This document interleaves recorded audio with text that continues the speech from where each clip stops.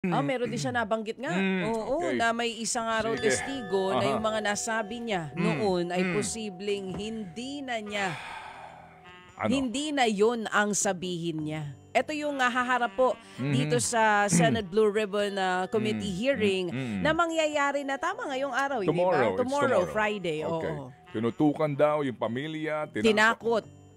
And then may natatanong, ito ba si Gutesa? Hindi ho naman po matukoy din specifically ni Senator. Abangan na lang daw ho natin. So ako Bukas. naman din, I'd like to reserve our comment first, no? Dito po sa mangyayari nga tomorrow kasi hindi pa ho natin alam. Pero kung ating iisipin ngayon pa lang yung pagbaligtad ng mga testigo, ihiwalay na natin si Ginoong Gutesa. Doon tayo sa tatlo na taga DPWH, palagay ko mukhang may malaking problema ang bayan sa pagpapanagot dito sa mga, kung tawagin nga po, proponents. Kasi ito ho, hindi tayo magsasawa dito sa paliwanag sa mga nagmamaneho ngayon, sa mga nakikinig ngayon sa atin, sa mga senior, sa mga nasa tahanan po ninyo. Huwag ho kayo mapapagal at mapapagod at magsasawa po sa diskusyon na ito, mga kapatid. Hindi po naman sa pagiging cynical o wala ka nang makitang tama, pero mga kapatid, kapag kasi talaga pong walang mananagot dito na mga mastermind, na mga pasimuno nito, hindi ito matatapos. Nasabi ni Vince Dizon na may mga makukulong, magpapasko sa kulungan. Si Zaldico ang unang ididemanda nila. Hindi makukulong yun, hindi uuwi yun. Di po ba? Hindi uuwi yun. Hindi makukulong yun. So ang makukulong po dito, ito pong mga dilis. Yung pong ilang siguro itong mga contractor din na umamin na baka maging state witness din. So bottom line dito mga kapatid, sa sinasabi nila may makukulong, wala pong proponent malamang ang makukulong dito. Lalo na yung mga proponent na naglaan ng malalaking pondo hango sa affidavit nitong mga testigo na baka biglang magbago na ng testimonya. Patay kang bayan ka. Nakakalimutan nyo na magpapasko. 42 days na lang mga kapatid bago po ang Kapaskuhan. Pero wala pa rin pong nakukulong matapos pong sabihin ng Pangulong Marcos Jr. at isiwalat itong mga kickbackan SOP dyan sa DPWH at ng mga proponents. Sige po, on the better side of the news, mga kapatid. Is there a better news? Yes, mga kapatid. Ngayon po nagpapagal ang ating mga opisyales dahil daw po sa magtutulong-tulong na ang mga LGUs, ang pribadong sektor, lalo na po mga kapatid ang national government para po maibsan ang baha sa Metro Manila. Ay salamat naman po kung gano'n Yung pong sinasabing basic, back to basic po tayo. Linis estero, linis drainage, ayusin ang mga flood control projects sa Metro Manila. Nang sa ganoon po, ay maibsan po itong ating problema sa pagbabaha. Taray, Okay po naman yan mga kapatid. Tangkilikin po natin yan. Ako, with all sincerity, salamat po kasi ngayon magtutulong-tulong na ang lahat. Alright? Baga parang sa pelikula, Avengers Unite na ito. Para talagang, di ba, labanan ng baha. Isipin nyo, dati labanan ng korupsyon. Ngayon, labanan ng baha. Okay. And sana also, maging epektibo. dahil nga po sa naging iskandalong ito, meron na pong mga pagbabago daw po nagagawin. So, bigyan po natin ng pagkakataon ito. After all, sabi nga, talaga pong wala na tayong pag-asa, no? Bagamat doon sa ating hinihingi po na accountability and of course, restitution and justice, mukhang doon po tayo magkakatalo. Bakit? Bakit? So, bang simulan na natin to? Simula mo na, birahe partner! Si Ate Aimee kahapon, ay may sinasabi. Oo nga. Ano sinasabi ni Ate Sabi niya, kung wala kayong warrant of arrest, manahimik na lang kayo Aimee? dyan. Kay Senator Bato. Oo, tungkol kay Senator Akala Bato. ko doon sa testigong babaliktad. Meron din siya nabanggit nga. Oo, na may isang araw Sige. testigo na yung mga nasabi niya noon ay posibleng hindi na yon ang sabihin niya. Ito yung haharap po dito sa Senate Blue Ribbon Committee hearing na mangyayari na tama ngayong araw. Tomorrow. Hindi ba? Tomorrow, Friday. Okay. Oo. Tinutukan daw yung pamilya. Tinakot. And then may natatanong, ito ba si Gutesa? Hindi ho naman po matukoy din specifically ni Senator. Abangan na lang daw ho natin. So ako naman din, I'd like to reserve our comment first, no? Dito po sa mangyayari nga tomorrow kasi hindi pa ho natin alam. Pero kung ating iisipin ngayon pa lang yung pagbaligtad ng mga testigo, ihiwalay na natin si Ginoong Gutesa. Doon tayo sa tatlo na taga-DPWH. Palagay ko mukhang may malaking problema ang bayan sa pagpapanagot dito sa mga, kung tawagin nga po, proponents. Kasi ito ho, hindi tayo magsasawa dito sa paliwanag sa mga nagmamaneho ngayon, sa mga nakikinig ngayon sa atin, sa mga senior, sa mga nasa tahanan po ninyo. Huwag ho kayo mapapagal at mapapagod at magsasawa po sa diskusyon na ito, mga kapatid. Hindi po naman sa pagiging cynical o wala ka nang makitang tama, pero mga kapatid, kapag kasi talaga pong walang mananagot dito na mga mastermind, na mga pasimuno nito, hindi ito matatapos. At ito po yung magpapatuloy lamang, sabi ko nga kay Chacha kanina, hanggang sa iyong apo at apo ng apo mo. Ganon at ganon na po ito. Sa mga taga-Bulacan, itong sila Aaron dito, no? Na nagtitiis yung kanyang mga magulang sa araw-araw, talaga hindi na ho bumababa halos na baha. Forever na yan. Buhay nila. Opo, at habang kayo binabaha, yung mga proponents nyo dyan sa Bulacan, ang gaganda po ng takbo ng buhay, di po ba? Hindi ho natin maitatanggihan. Yan ang katotohanan. So kinakailangan talaga ho tayong hindi magsawa dito at patuloy po na manawagan na ikulong ang mga mandarambong. Lahat ng mandarambong. Lahat ng sangkot. Dapat managot. Dapat managot. Okay, puntahan na po natin itong pagbaliktad kung sakasakali po. Kasi wala na pong ibang nag-uugnay sa mga proponents kung hindi po itong sila. Maliban doon sa mga diskaya na hindi ka nakakasigurado. Okay, gusto ko lang balikan ang isyong ito. Bakit to importante ito? Kasi tuloy mo. Nadidistract ako sa beauty mo, baby girl. Thank you naman. Yan talaga ang goal ko, ang i-distract ka. Ganda ng suot mo, girl. Thank you. Napagkakamalan na naman tayong Nepo wife niyan.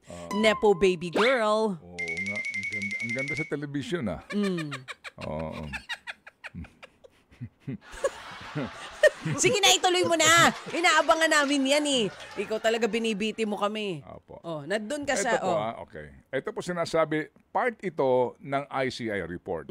Ito yung kanilang first interim report. At kung babalikan natin yung bahagi po ng affidavit, nitong sila Hernandez, Alcantara, and Bernardo.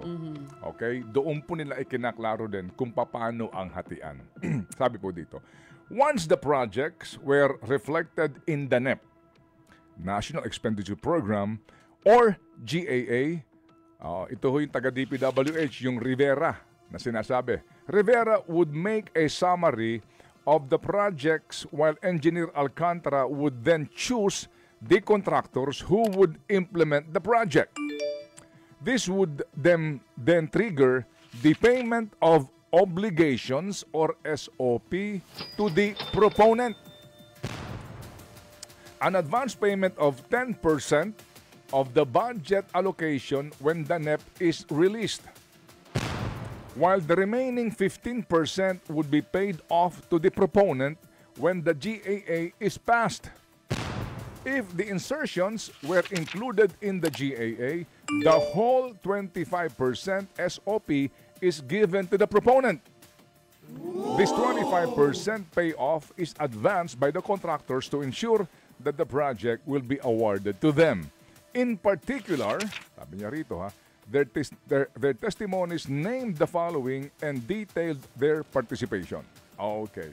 Actually, itong sinasabi dito ng ICI, bitin ito, may kulang ito Meron sila ditong kinaligtaan o iniwasan Dito po sa kanilang ICI. Kayo ICI, talaga naman Oo. Meron ditong may mga binanggit si Bernardo nung una na hindi kasama dito. And si Bernardo po ang nagdidikta kung kailan siya lalabas o sisipot sa ICI. Yan po ang katotohanan dito. Baliktad na po ngayon ang ICI po ang taga-oo lang kung kailan sisipot itong si Bernardo. Si Bernardo po dapat sumipot nung 12 kahapon. Yes, pang ilang beses na ito, di ba? Napuspon po ito on the 17th. May sinasabi daw po na Oo, mukhang yun nga, may mga agam-agam kung ganun pa rin ba ang kanyang testimonya tomorrow. Oo, in preparation sa kanyang 17th of November na pagharap po sa ICI. Abangan po natin ito. So ngayon, ito ang issue dito mga kapatid. Okay. Ang lahat ng ito hindi mangyayari kung wala si proponent. Meaning, wala pong kickbackan dito kung wala si proponent. Sino si proponent? Legislator. Okay? Ngayon mga kapatid, ganito po ang nangyari na naging masyado na pong sakim ang iba sa laki ng hinihingi na komisyon ni proponent. Kasi po, si proponent 25%. May mga pagkakataon daw na umaabot ng 30% sa kanilang affidavit. So kung ang halaga po ng proyekto 100 milyon eron, agad-agad 25 milyon kay proponent. Maghahati-hati pa. Bernardo, 2%, etc. Kaya umaabot halos mga kapatid ng 40% ang ninanakaw doon sa mga proyekto kaya substandard. Kaya sila nag-ghost na para ma-deliver ng buo-buo yung hinihingi ng proponent. So meaning, dito hindi mangyayari ito kung wala si proponent. Yung sinasabi ni Vince Dizon na may mga makukulong, magpapasko sa kulungan, si Zaldico ang unang ididemanda nila. Hindi makukulong yun, hindi uuwi yun. Di po ba? Hindi uuwi yun. Hindi makukulong yun. So ang makukulong po dito, ito pong mga dilis. Yung pong ilang siguro itong mga contractor din na umamin, na baka maging state witness din. So bottom line dito mga kapatid, sa sinasabi nila may makukulong, wala pong proponent malamang ang makukulong dito. Lalo na yung mga proponent na naglaan ng malalaking pondo hango sa affidavit nitong mga testigo na baka biglang magbago na ng testimonya. Patay kang bayan ka. Patay kang bata ka. Papayag ba tayo? Na mga dilis lang ang makukulong? Yan ang sitwasyon ngayon. Opo.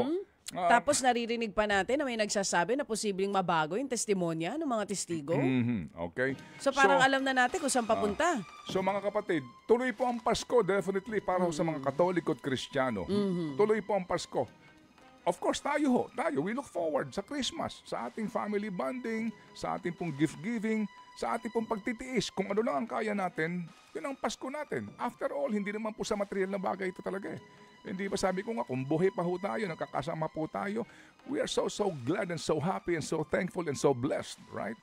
Pero itong mga proponents na ito, ang Pasko nito, malamang po mga kapatid, sa Europa, sa Amerika, sa Canada, o kung sa Pilipinas po, sigurado po, lahat na po ng mamahaling hamon meron sila at mamahaling prutas.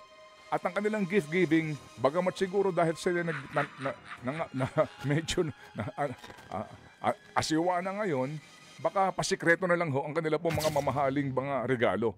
Yan ang katotohanan. Kaya again, mga kapatid, sa gitna po nito, focus pa rin po tayo.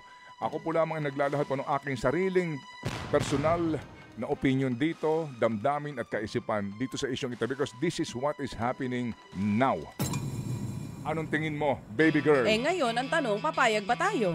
Yan ang tanong ko sa taong bayan. Papayag ba kayo na walang makukulong, na malalaking isda? Puro na lang maliliit, ikukulong saglit, tapos palalayain din naman sa dulo? Ito hong sinasabi na may mga magpapasko, may mga makukulong. Mga kapatid, siguradong may makukulong. Pero yung pong mga mismong may pinagsimulan ng lahat ng ito, walang makukulong. Prove us wrong and think about it. Ang mga diskaya po, hindi sila ang importer nito. Ayun na nga. Ito po'y kanila lamang binili sa Frebel at saka yung isa pa at dalawa pang mga importers. Ngayon, yung pong nagmaniobra nito diyan po sa pantalan ay hindi ang mga diskaya. Alright, ang kanila pong pinagbilhan at yung mga kasapakat sa customs. At nairehistro nga sa LTO dahil sa LTO ay mayroon din sindikato. Gusto ko lang pong aruhin itong balitang ito, which is actually naman factual po ng mga pangyayari. Mamaya babalikan natin tong issue ito para mas maunawaan po ninyo. Kasi may mga ngayon po ibinebet ang smuggled na mga luxury cars. Pero yung smuggler nito, hindi pa rin po napapangalanan, hindi po ba? sabi nga natin kanina, sa leksyon na ating natutunan dito po sa pagwawaldas, ng pera ng bayan para po sa mga flood control projects na ito. Meron pong binuong panel. Ito pong si Secretary Dizon. Para nga daw po, ngayon, science-based na yung pong mga gagawing proyekto ng DPWH na may kaugnayan po dito nga sa pag-aayos ng ating problema sa pagbabaha. Ay buti naman. Tama. Kasi nga po mga kapatid, sa nagdaang pong mga taon, dekada, yung nga po naging kagawian na Opo, at kaya nga po tayo nasadlak dito po sa napakalaking problemang ito at iskandalong ito.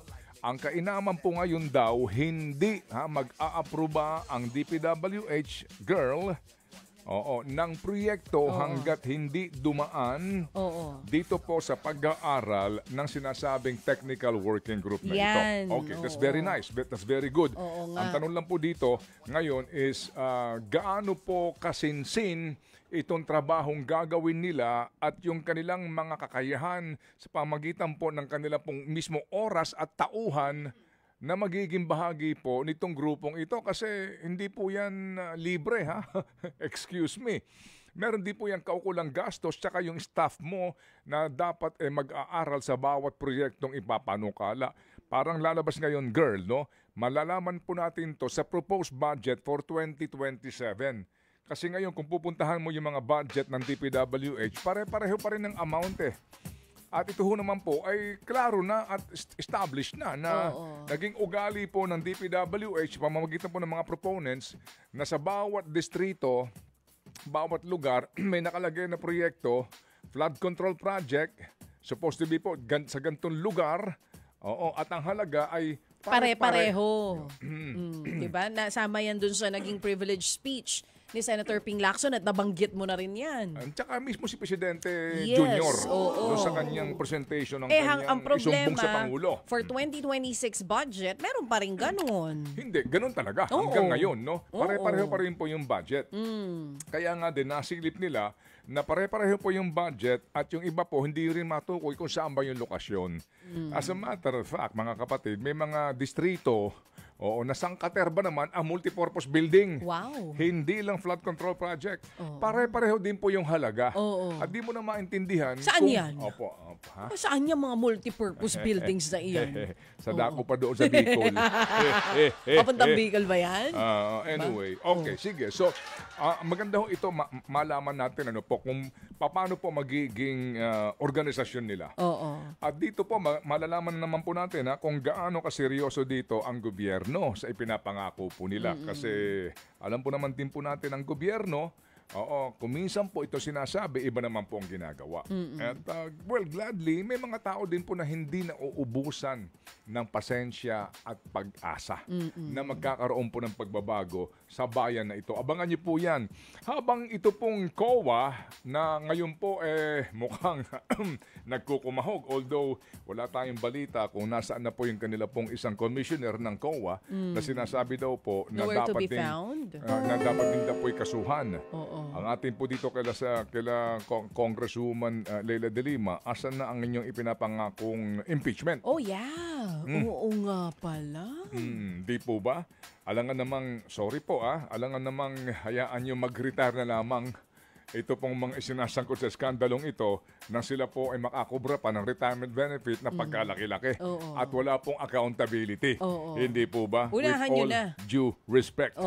Okay, ngayon, meron po silang sinasabi dito, ang COA, sa pinakahuling balita nga po, kasama po ito sa ating balita kanina, na nakadiscover daw ho sila ng karagdagang 4 pang flood control projects sa Bulacan. Bulacan na naman, sa mga taga Bulacan kay Nanay Ining Tolentino, kay Inang Esther Perez, diyan sa mga taga Bulacan na ating kaibigan, kay Mike Flores, paring Mike. Sa mga taga Bulacan. I'm sure gising na kayo sa katotohanan, Opo, na marami po. Ngayon may sinasabi daw po, ito po yung kanilang pampitong fraud audit na isinumite sa ICI. Ang sinasabi po nila, meron daw mga proyekto under DPWH again dyan sa Bulacan na ang binabanggit po mga kapatid ay mga proyekto na yung iba daw po hindi mahanap sa lugar at may mga proyektong gawa na, Oo. pero nakatukoy pa rin bilang Hindi pa bagong tapos. proyekto. Oo. O hindi pa tapos. Oo. Okay. Ano-ano ang... sino-sino ang contractors nito, girl? At magkano ang halaga nito? Ang contractor po nung isang project dyan sa San Roque, Baliwag, Bulacan ay ang Sims Construction Trading. Na Ang naman? halaga ng proyekto mga kapatid ay 74.15 million pesos. Okay. Kasama rin dito ang M3 Construct Corporation. Dyan pa rin sa San Roque, sa Baliwag, Bulacan. Ang halaga ng proyekto, 96.499 million pesos. Ang Elite General Contractor and Development Corporation. Dito naman sa Barangay Santol, dyan po sa Balagtas, sa Bulacan. Ang project cost ay 96.499 million pesos. At syempre ito, naipatawag na po ito sa hearing Wawaw Builders. Construction po ng riverbank protection dyan sa Barangay Kaingin, Malolos City. Sa Bulacan pa rin na nagkakahalaga ng 77.2 million pesos. Okay, Matindi sige. daw ang irregularidad ng mga proyektong ito. Pero sa ating pong pandinig, mukha pong hindi na ho bago ito. Oo nga eh. Kumbaga ito lang po yung confirmation nga sa mga nadiskubre nung una man po na mga sinasabi po na pag-aaral maging ng research team ni Senator Ping Lacson at nung pong ilang mga taga-media na gumawa po ng reports tungkol dito. Ito po kumbaga another validation na ginawa naman through COA. So kumbaga ito'y official po kasi COA na ang nagre-report nito. Tanong lang po namin ngayon dito.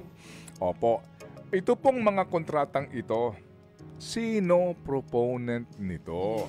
Yan, yun po ang hindi natin That's the dapat na kinakaligtaan question. Yung muli sinasabi po ni Ginoong Vince Dizon, na may mga magpapasko sa kulungan, yung maraming magpapasko sa kulungan, ay wala hong duda.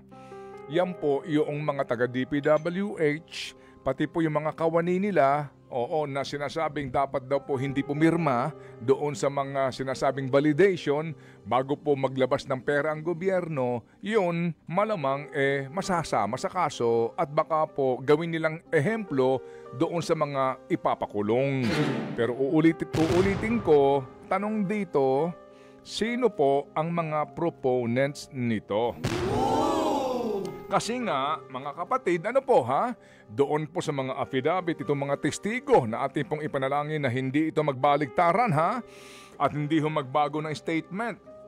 Palagay ko, kung kamag-anak ka nitong tatlong ito, kausapin po ninyo, huwag na silang magbago ng statement.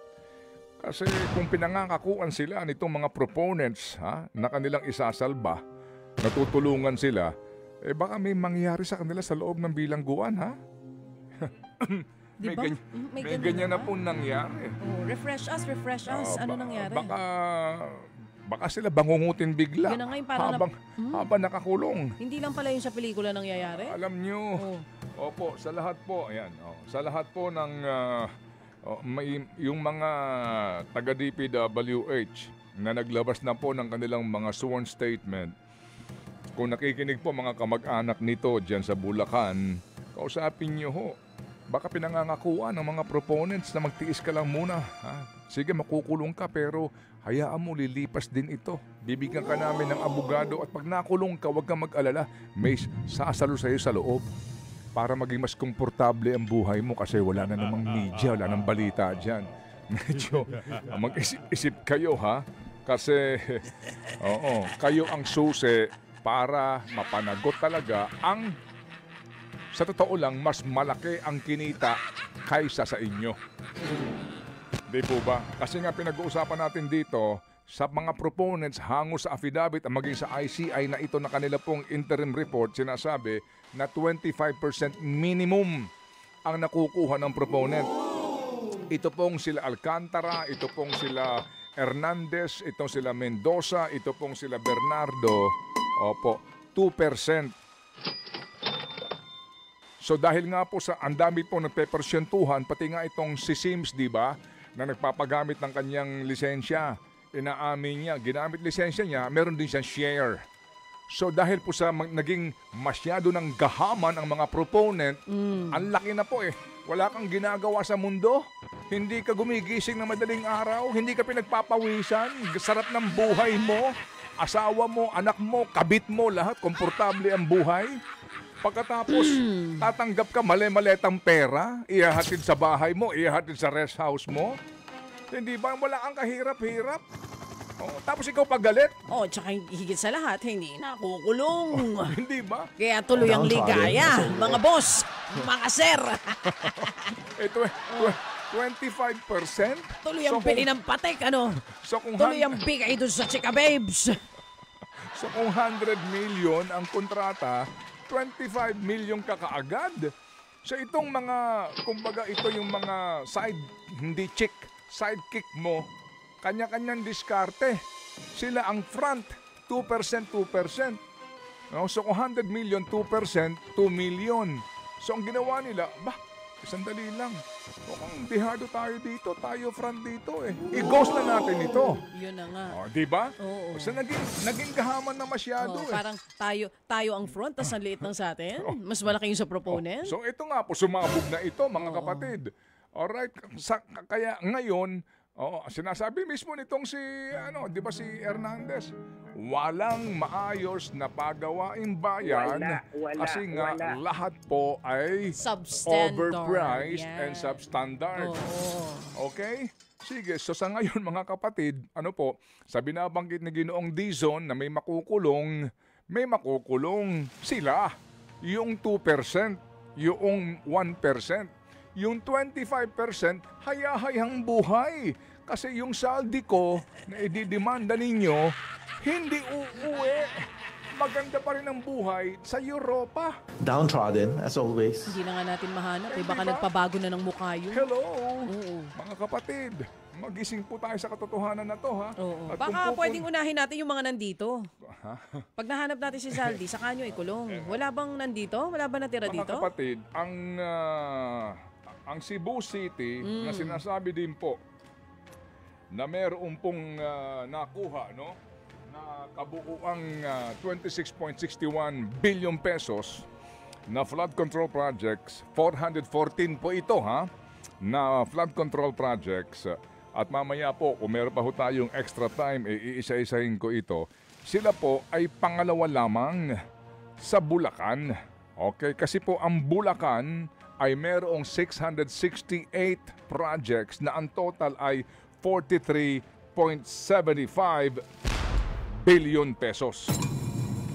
At dito po sa Bulacan mga kapatid, kung ating pong babalikan mga kapatid, yung pong alokasyon para po sa ito po mga kapatid ay sa alokasyon pa lamang doon sa flood management program.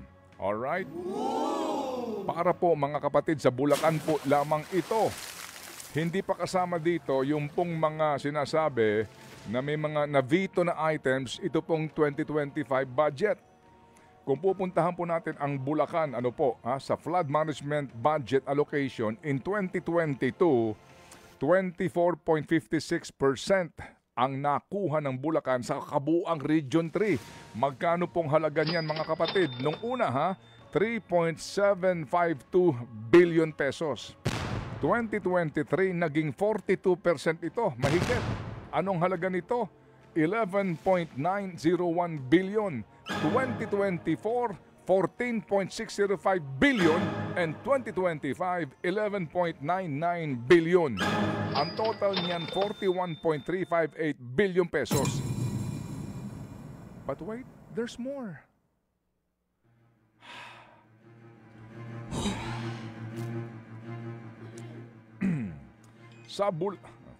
Sa Bulacan mga kapatid, meron pa pong iba na po lamang ang title noong pong proyekto.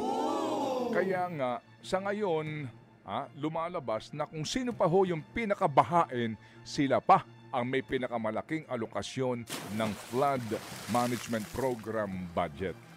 Ito po ay hango din mismo sa ating pong research na ginawa sa kabuuan ng Region 3. Alright? Ang may pinakamalaki pong budget na nakuha ay Bulacan. Ngayon mga kapatid, iisa-isahin po natin ito eventually po. Kasi dalawa ito no? Yung Flood Management Program budget, meron pong sinasabi din na isa pa pong uri ng proyekto, hindi po naman ito kumbaga naka-align doon po sa Flood Management Program. May isa pa po silang mga paningit. Meron pa po sinasabi na sipag na klase ng alokasyon. Oo, pero ganun pa rin pong animal yun. Para din po daw sa flood control project. Alright?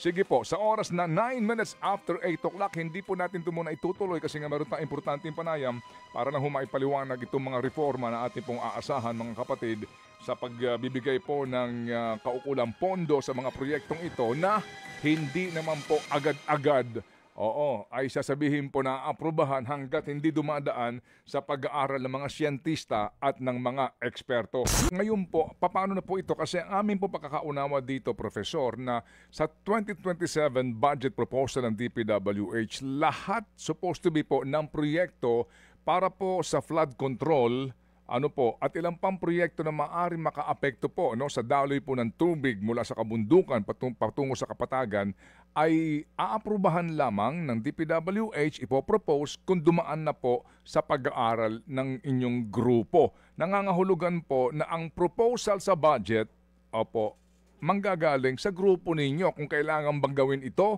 sa particular na distrito, hindi na manggagaling sa congressman.